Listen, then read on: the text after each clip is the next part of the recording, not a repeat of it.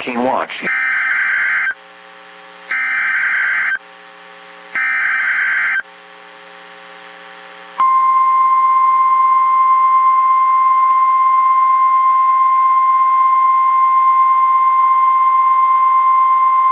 Hurricane warning.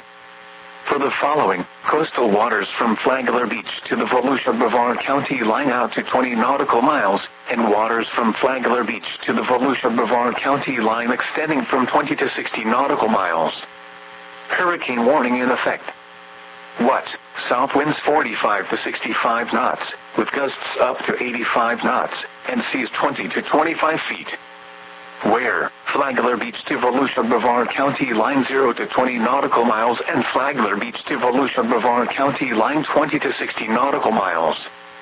When? Tropical storm force winds possible from early Sunday morning until Monday morning.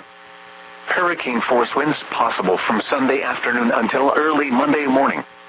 Impacts. Extremely strong winds will cause hazardous seas which will likely capsize or damage vessels and severely reduce visibility. Mariners should remain in port, alter course, and slash or secure the vessel for extreme conditions.